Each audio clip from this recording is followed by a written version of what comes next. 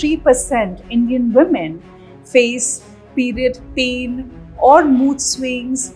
It will affect if your job is stressful for you. How do you fit your likings, your job routine? Period pain is very bad. You end up taking painkiller. Our body has 38 different metabolites of estrogen. Food will help in 5 different aspects. Hello and welcome to a brand new podcast, Health Bites, presented by Red FM Podcast. Do you have cramps during your periods? Or does the stress in your life causing you acidity? Are you having trouble losing weight? Or the hormonal imbalance is affecting your overall health? Or are you just looking for the secret recipe for a glowing glass skin? Then you don't have to take any medicine for this. Just make food your medicine and you're sorted. And to create this ultimate health toolkit for you, we have got a clinical nutritionist, Lovneet Batra. Lovneet was the official nutritionist for all Indian athletes at the Commonwealth Games. She has treated people from all walks of life, big entrepreneurs, singers, actors, models, literally everybody. So no matter your age or profession, you'll find a bunch of health tips, practical tips that you can apply in your life in this podcast. In this episode, we're going to talk about periods, the cramps, the PMS, the cravings, the mood swings, literally everything. This episode is going to be packed with so many things that you can't believe it. So stay tuned. Hi Lovneet, how are you? Hi Tanishka, I'm good. How are you? I am good. So how did nutrition start for you? Well, it all began when I went to US to study medicine, and nutrition was my pre-med major. And that's when I realized how important nutrition is when you're trying to heal. And I took it up as my profession. I started working with different patients in critical care units, helping them heal through nutrition. And yeah, ever since, it's been over 15 years that I'm doing that. And how has the meaning of nutrition changed for you, in the past years? Well, because I was always a clinical nutritionist, I always knew the importance it holds in anybody's life, not just to heal, but also to live your best life, right? But as a nutritionist, over the last 15 years, I have seen how nutrition as a subject has changed for everyone around me. When I started, it was more of just a tool to make people lose weight. Yes. So the kind of clientele or patients I would get would be obese or models or celebrities who are trying to get to a certain weight or to a certain dress. We know this, that COVID has changed a lot in that perspective for us. We do appreciate food as a fuel, as medicine. And we know that from experience that if you are not well nourished, you cannot really have best energy, your best life. Yes. तो एक इंसान की जो lifestyle है basically जो curriculum है जो भी जॉब प्रोफेशन है how much that affects their nutritional needs? Nutritional needs, it will affect based on their physical activity, their sleeping pattern. If your job is disrupting your sleep, which a lot of time it does, it will affect if your job is stressful for you. So I think nutrition, food is our life. And nutrition is that code that help you access food in the right quality and quantity. Be it your profession, whether you're working or not working, I think it is so important to understand that code and then make it part of your life in a way that is sustainable. Yes. No, I would want to talk about a lot of women who are working. So a lot of women who are working, when they are on their periods, cramps are something that make life hell. Yeah. Living hell. Absolutely. It is so tough to sort of manage life with cramps. Yeah. Why do women get cramps? We get cramps during periods due to a hormone-like chemical called prostaglandin. And that could be either due to your family history or because of too much stress, because of nutritional deficiencies. When we get our period, our uterus goes through contractions to shed the uterine lining. And prostaglandins, these chemicals, when they are secreted in excess, it leads to very, very painful period. And you'd be surprised to know this, but 83% Indian women face period pain or mood swings, even stress, anxiety, depression relating to period that directly impacts their productivity, efficiency at work or at home. and it is so less talked about. Like I know, we have 83%. zero to no knowledge about it, but so many women are suffering because of it, and we have like zero to no knowledge about it.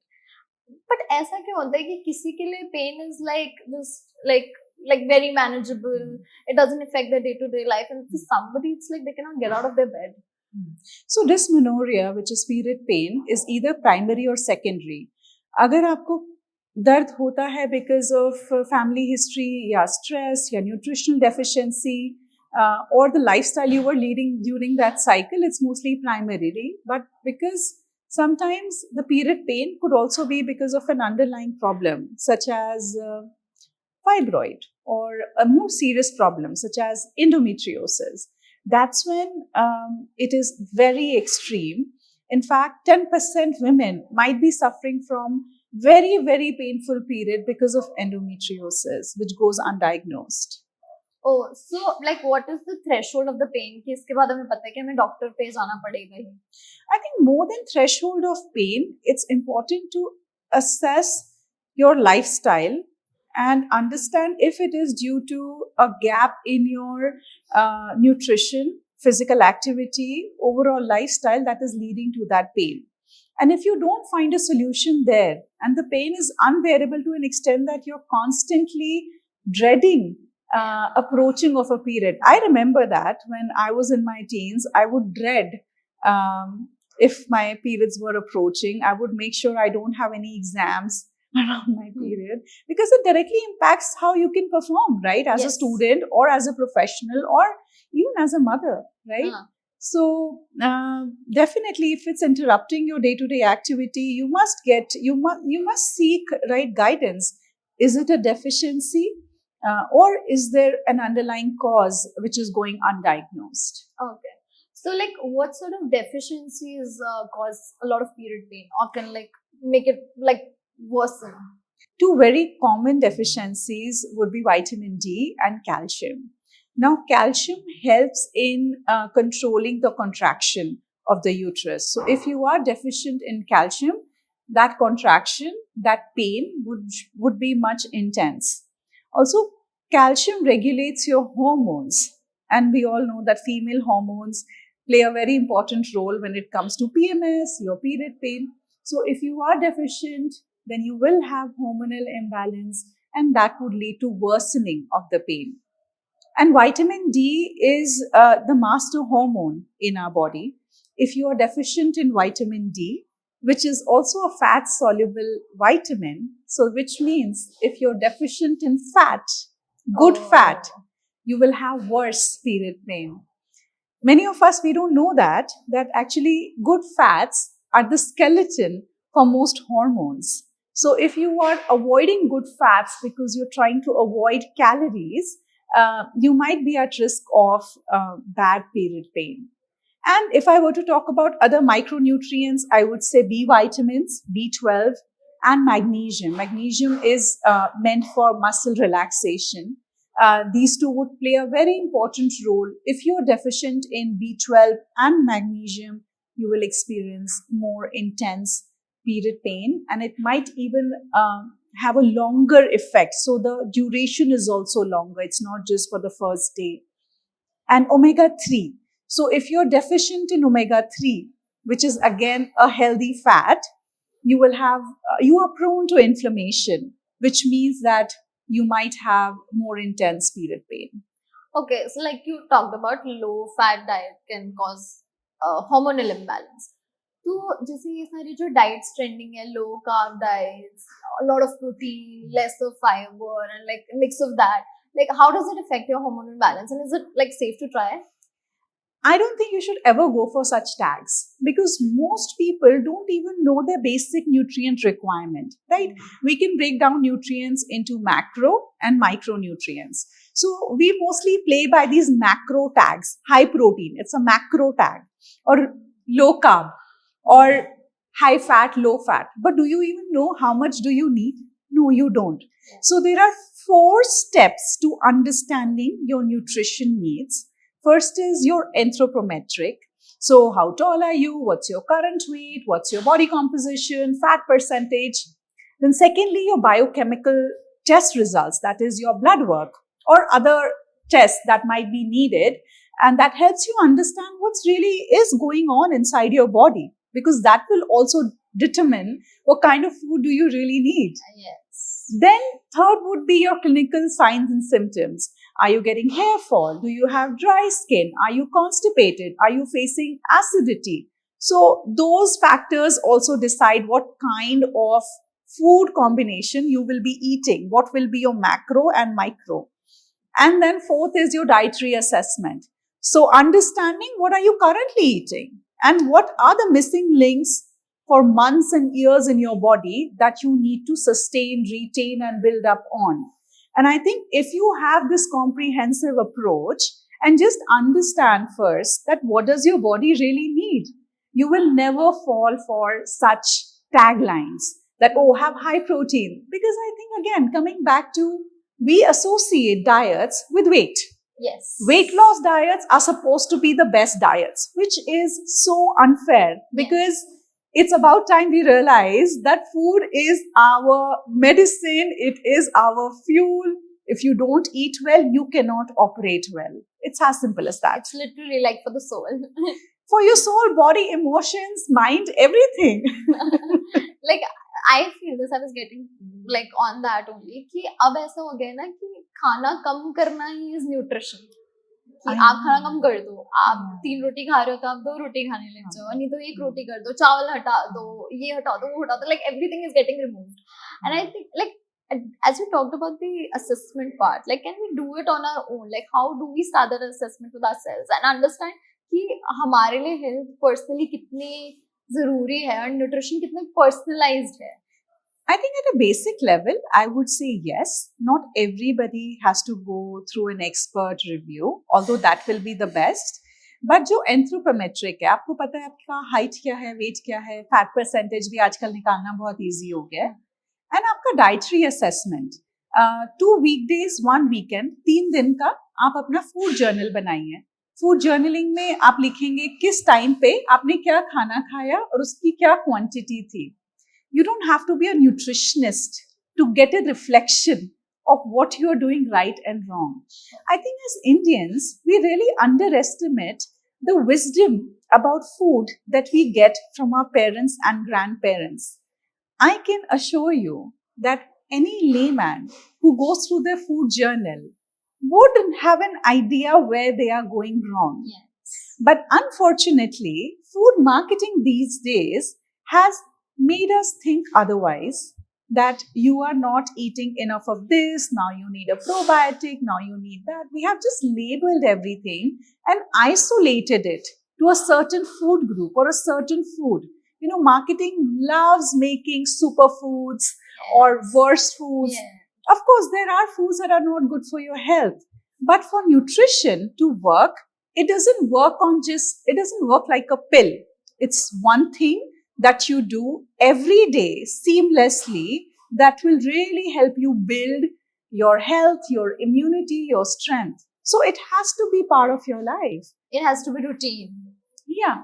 And so those two equations, the anthropometric and dietary, you can probably do it on your own, those assessments, and you can use various tools to understand where are the gaps. But the biochemical and clinical, you will definitely need an expert. And understand, once you understand, you can take that code and live with it, right? And get better and better in fine-tuning that. And that's the whole goal of nutrition, that you just understand what do you need and how do you fit your likings, your job routine, what your family is eating, your food budget into that, right? It all has to be in sync. It can't be just as simple as don't eat carbs at night.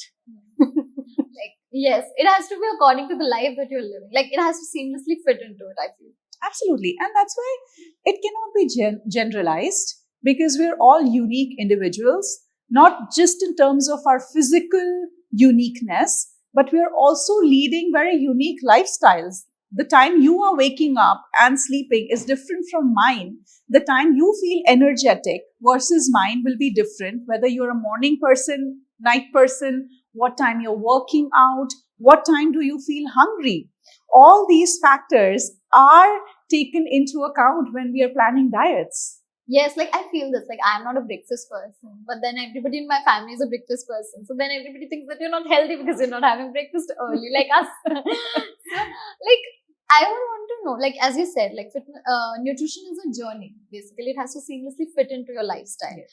But does like food during the entire cycle of your periods affect your like the 4 days of periods? 100%. There are 5 aspects to it. When we talk about period pain, whether it is just cramps or it is spasms or whether it's mood, irritability, food will help in 5 different aspects. One is the nutritive value of food. So there, the kind of food you need to eat through your cycle, not just during your period, is a high fiber, good quality protein and healthy fats, which means eating a lot of greens, especially greens like when in season, greens like spinach, methi. These really help in giving our body a good hormonal balance that deletes bad estrogen from our system, that helps in controlling the period pain. And the fiber itself helps with estrogen detox. Especially if you are facing problems like constipation during your entire cycle, you will be more prone to period pain because there is bad estrogen that is rotating in your system that makes period pain even worse. So the nutritive value would be high fiber, good quality protein, focusing on 70 grams of protein and healthy fats from nuts and seeds. Now, then there is more short-term approach to it, which is relating to those 3 to 5 days of your period. That's when you need foods that are pain relieving and anti-spasmodic. So that would be having warm fluids such as ginger water, ginger boiled in water, or a kahra made with ajwain, mulethi, gur boiled together, or having foods that are easy to digest, because during your period, your digestive system is also under stress. So you want to give it foods that are very easy to digest, don't have too much fiber at that time, like rajma, chana, salads, because that is also gas producing. Okay. So although those foods help during the other days of the cycle, it wouldn't help you during your period. So during your period, having moong dal chawal, egg with poha, egg with idli, these are the good combinations because they're also easy to digest. And then you need to focus on anti-inflammatory aspect of diet. So including turmeric, black pepper, omega-3 rich foods such as flax seeds, walnuts through your cycle. That will help you fight that inflammation that causes period pain also. So there is quality of diet, there is micronutrient deficiencies, and there are functional foods that directly help with removing the pain during period. Something that has happened a lot with me is कि एक cycle में I'm experiencing a lot of pain. Then in the other cycle, it's sort of normal. फिर दोबारा pain. So is that normal? Can that happen? That can happen because certain foods are very inflammatory and they have direct impact on your upcoming cycle. So you would see that the cycle where you have eaten a lot of junk food, too much caffeine, too much alcohol, a lot of sugar makes the next cycle worse if you haven't exercised. Yes. So when we exercise, we release happy hormones, endorphins, right? When we are close to our loved ones, we release another happy hormone called as oxytocin. So we cannot isolate our physical well-being from our emotional well-being. And that's where hormonal health totally relies on your stress levels and your emotional well-being. Hormones are like messengers. Your endocrine system is the messenger between your emotional, psychological, and physical body. So you cannot expect it to work well if you are not happy or if you're under extreme level of stress. Even the food you're eating can only help so much. So I think it's so important to have a holistic approach to it. And then accordingly, you will see that the cycles where you were not stressed, you were experiencing less pain, because also under stress, you crave more junk food. It's like a vicious cycle. Yes. You are stressed, you eat junk food, then that causes more physiological stress. You don't want to move. The period is very bad. The pain is very bad. You end up eating painkillers. You're feeling worse. So to break that cycle, I think you just have to have faith. I used to think this, like back in school, when I used to have exams in school and college, I used to always think कि ऐसा क्यों होता है कि मेरे को exam time पे इतना दर्द होता है. I mean, like, I used to always, to my mother, I always said it, कि what is this, like, my period is so bad during only the exams. Like, other time it's manageable, but during the exam it gets worse, like, and I used to think it's just like life. Yeah, you would think that your diet is on point, you're taking all the supplements that are required, you're working out every day, and still I would have patients coming to me that we have really, really bad pain. But I think finding the right coping mechanism for your stress is so important, because you cannot remove stress from life. That's just an unrealistic goal. Yes. So it is important to find the right coping mechanism, get out of that cycle, and then find the solution that fits well for you. So whether your solution is in a supplement, or is it in this functional food, or is it your lifestyle that needs a reset, a professional can help you recognize that. And once you start, like for me, a very small change that I made was having the calcium and vitamin D supplement in college. When I was living alone, I was a vegetarian who was living in dorms in US, had no access to good quality vegetarian food like 20 years back. And that made my period pain so bad that once I had to miss an exam. Thankfully, I was studying nutrition, so my professor understood and I was able to take the exam again. But my point being that I think it is so important to recognize the intensity of it, because the pain is so real that you just cannot perform no matter how important that day might be in your life. Sometimes the solution is simple. So it's important to get the expert guidance, understand whether it is something that is as simple as a nutritional deficiency that is causing it, or as simple as start walking 30 minutes a day, or is there an underlying disease, an underlying problem that requires proper treatment, like a fibroid, or like I said, endometriosis. Okay. So like you mentioned bad estrogen and good estrogen. What is it? And like how to find the right balance? Like our body has bad and good cholesterol, right?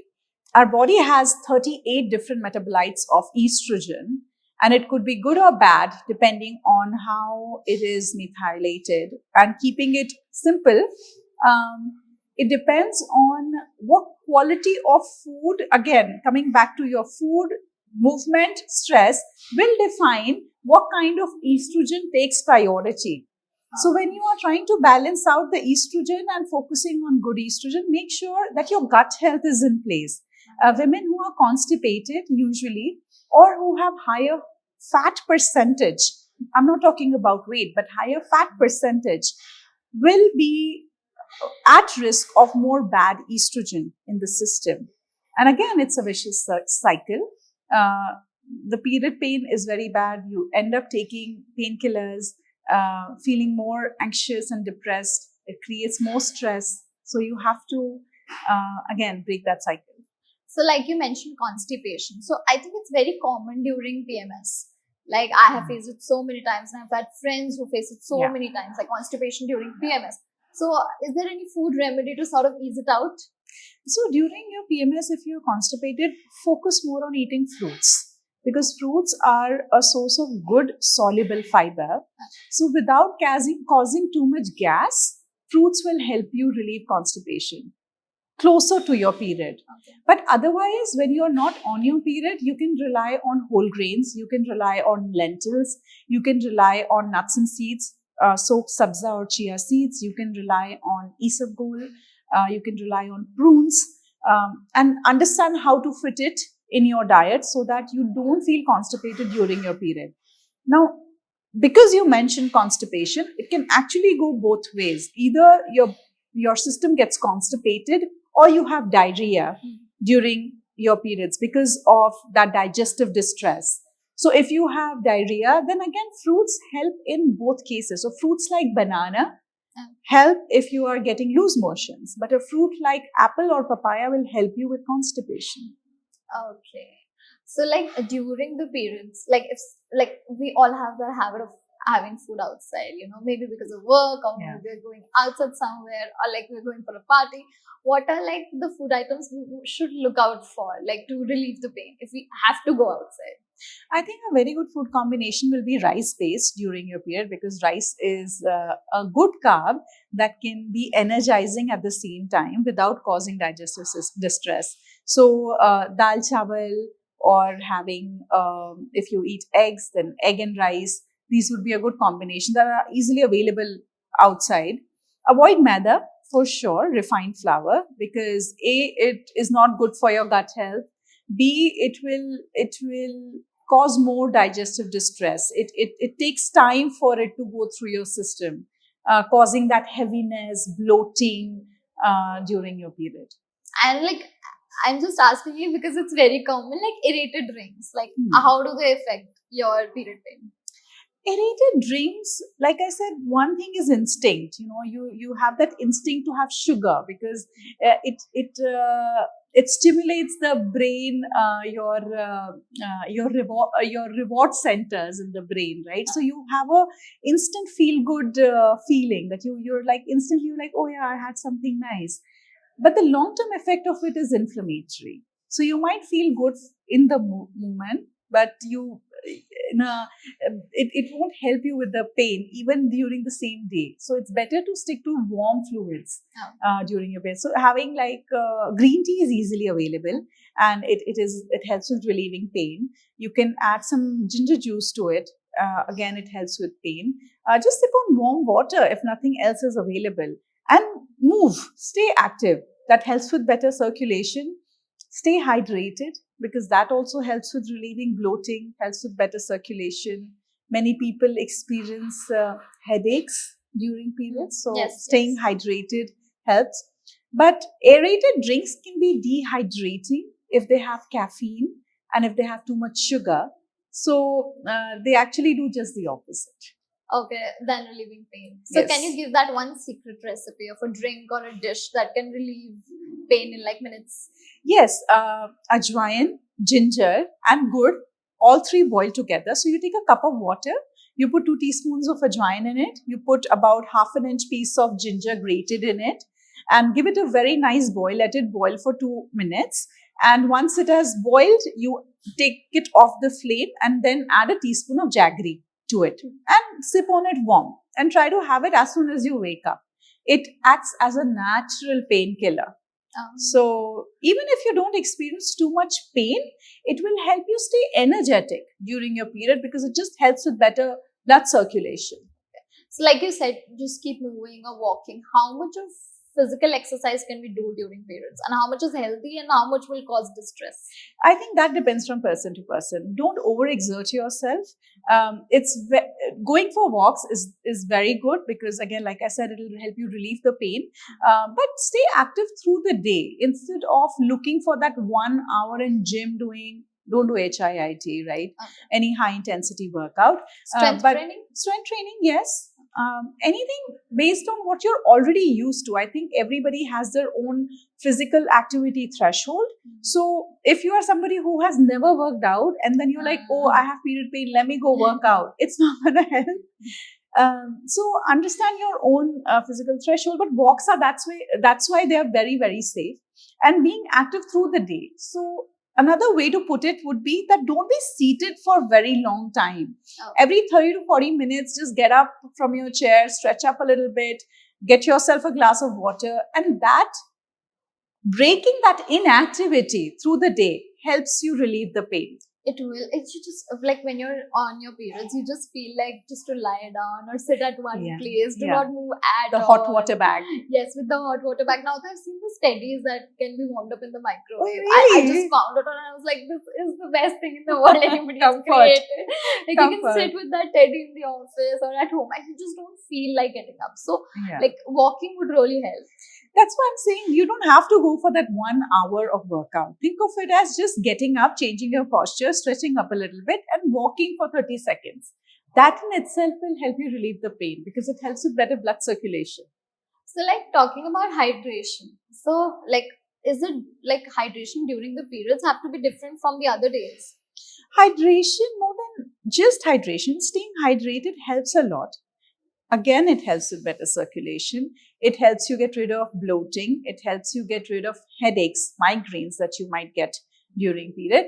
But staying hydrated, otherwise, hydration is such an important pillar, right? If you're not hydrated, your hunger hormones are always playing against you. Oh. And then again, you would want to eat sugary food, too much salt, and dehydration leads to bloating, which is again such a common problem, especially with women during PMS, that hydration helps in removing, at least reducing that. So should it be more than the usual days or same or less? It could be the same, but it should be warm fluids. It should not be cold. Hydration is important. So some people just cannot have warm fluids. So Then there's no option. Yeah. Like I feel caffeine is the new addiction. Like it is like the new drug. Like everybody's so addicted to it. Like I am. Even if I'm like on my periods and I'm not feeling nice, I will go to my coffee. I cannot work without it, and I feel, and it's so common. Like so it is. Which amount of coffee is fine? So again, I will break this down into during period versus rest of the cycle. During period, having black coffee, not empty stomach, can be a painkiller also. It will help you reduce pain. But during the rest of your cycle, when you're not on your period, if you have excessive black coffee, it leads to hormonal imbalance. It does not help insulin, your thyroid, again, affects your estrogen. So stay away from having too much black coffee as a habit. So having 1 cup is okay, but anything beyond 2 cups is a big no if you're trying to balance your hormones. But when you are on your period and when you are experiencing pain, then yes, just having a cup of black coffee. That's why I said green tea earlier, because green tea has caffeine, but that caffeine doesn't have the inflammatory effect that coffee might have. Okay. Yes. So like 2 to 3 cups of coffee is fine. 2. I never said 3. Tanishka, you're talking like an addict. I was just adding 1 for myself. Like at least 3 though. But 2 is fine. Yes. 2 might help. I read it somewhere that it can soothe your mood for that time, but it actually worsens the mood swings. Exactly, because it disrupts your hormones. Like that's why I broke it down into 2 parts. Yes. During your period, yes, 1 cup, maximum 2 cups will help you relieve the pain. But when you do it every day, it does not help your thyroid. It does not help insulin, cortisol, the stress hormones. And if you think about it, Tanishka, today, most of us are struggling with hyperactive life.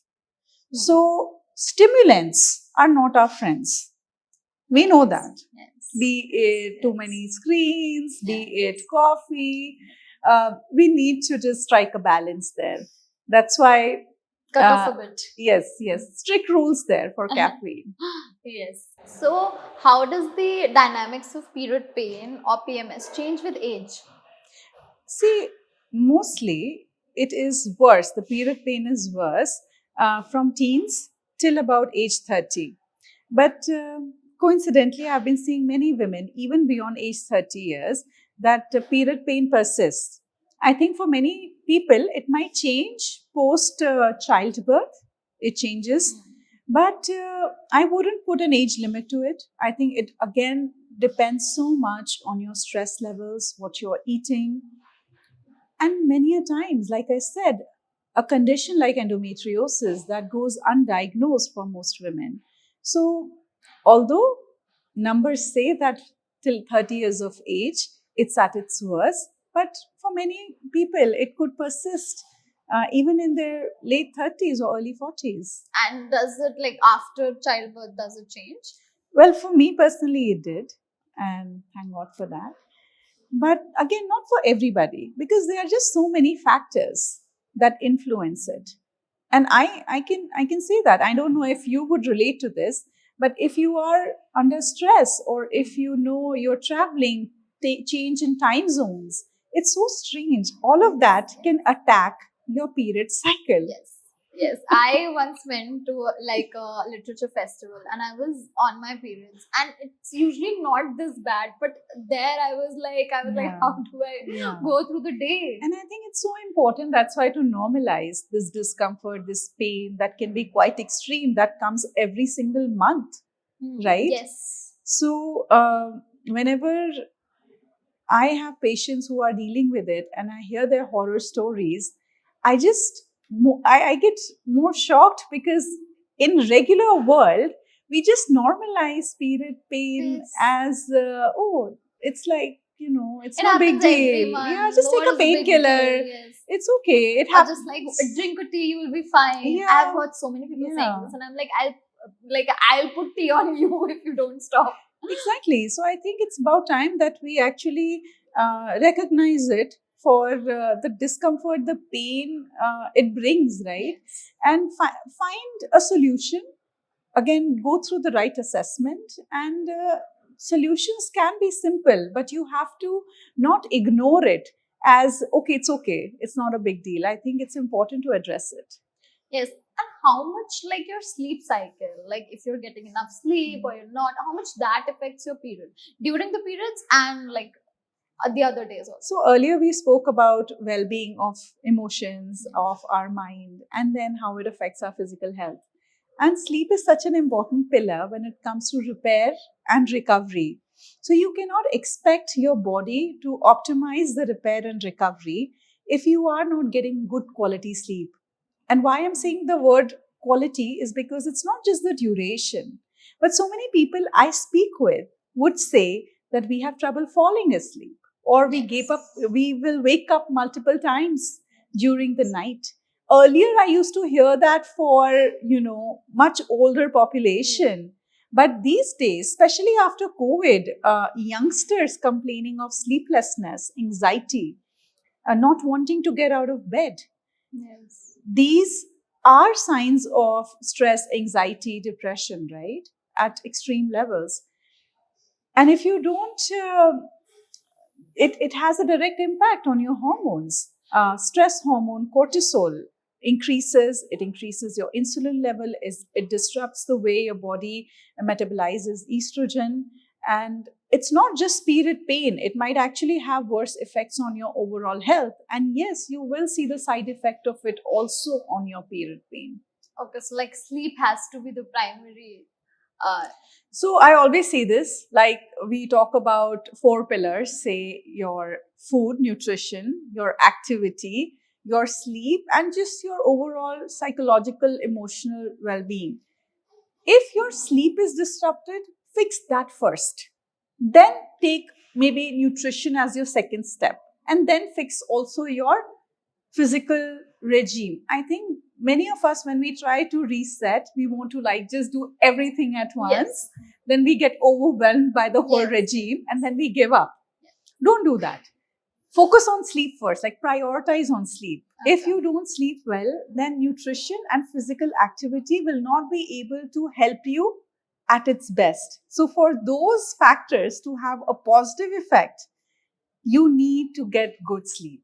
Like I see people who would not sleep enough to get to their workout on time. Yes. But I think that's counterproductive. Like I've seen people like just with 3 hours of sleep, like they would go to gym, they would exercise, Yeah. and then they would go to work. Like, like does that workout help? Well, I would again say it's important to prioritize sleep. 3 hours is definitely not enough. But many people, yes, after having 6 hours of sleep, they feel rested. So it is from individual to individual. 6 to 8 hours of sleep is a must. In fact, for women need to sleep more Yes, than men. I read this. Yes, I read this this. research, right? Women Well, need to of sleep course, more. we do all the more work. And I was like, wow, we need to sleep more, but it's not happening. I don't know. I feel we are all in this mode of getting more done. Yes, in this way. Which makes sleep like, oh, you're wasting time, or why to sleep so much? Let me get this done instead. I don't think we realize that productivity doesn't come just with number of hours you put in to any activity or work, but also the quality. Yes. And if your sleep is compromised, you will physiologically, your brain reacts to it, right? You're Yes. more hungry, you're more at risk of inflammatory disorders, uh, at risk of injuries, at risk of certain chronic diseases. So why put yourself at that risk and lower the quality of your life when sleep is something as important as breathing? Will you just like Stop give up breathing. on breathing? Yes. No, you will not. Yes. So I think what you must focus on is sleep, not just for period pain, but for reversing any health issue in your life. Sleep is one of the most important pillars. So a lot of people I've seen, they lose appetite during periods. Yeah. And yeah. like, why does it happen? And like, what can we do to counter it? It's to do with digestive distress. Many people would experience nausea, even vomitings during Yes, period, yes. and acidity, chronic acidity that takes away their appetite completely. In those cases, again, warm fluids really help. Start with your day with this ajwain ginger kara, and then have a easy to digest food, which a banana could be a great start of the day. That will help you keep that stomach acid down and revive appetite. And stick to small, frequent meals. Even if you have no appetite, don't go completely without food. That will make your pain and that will make your symptoms worsen, because A, you will have no energy, and secondly, it also makes acidity, bloating worse. You will I have think more that's a gas common production. belief, if you won't eat, you'll have less pain. Like, That's a myth. so That's a myth. You need to eat small and frequent meals that are easy to digest. Okay, so like food is important. Like you'll have to. Right, food is important. Food is important. Yeah. Like staying hungry So won't help with the basically, period. giving up on food is never a solution. Okay, having the right food is the solution. Yes. And starting with sleep. Yes. Like I feel, Lovneet, you have a plethora of knowledge. Like, and we have a lot of episodes for that. But to end this episode, like you shared so much about period pain, about deficiencies, how to counter them. If you could plan a day for a woman who's going to work, and like from morning to night, like what can she have to like ease out the pain, ease out the discomfort of periods? If you are on your period, then start your day with ajwain, ginger, gur kara. Then have a banana. Don't miss your breakfast. Especially if you feel hungry for breakfast, then eat easy to digest breakfast, be it idli or have egg with a dosa. Then again, mid morning, have a warm drink. It could be chamomile tea, it could be green tea. For lunch, have moong dal chawal, a soft cooked vegetable. Avoid salads during this time. So a soft cooked vegetable, a seasonal vegetable, ghia, tori. Boring, but it works. It works. Then evening, if you feel like it, if you need that caffeine, then you have a fruit, apple, papaya, followed by your cup of tea. And then dinner, again, keep it light, easy to digest. So if you're a non-vegetarian, you can have a chicken broth soup with some rice in it, or you can have a vegetable khichdi or a stew with appam. These are all easy to digest, energizing, and keep the digestive distress down. And what to do with the cheese cravings? Well, if you have cheese, cheese is high fat. It is going to give you that heaviness right after, but it could be a good evening snack. So you switch your fruit for the cheese. So we it's can always fit the it right in. time We can for fit it in. cheese. Yes. Oh, nice. Yes. Thank you so much, Lovneet. It was a lovely episode, and we'll see you in the next. Thank you.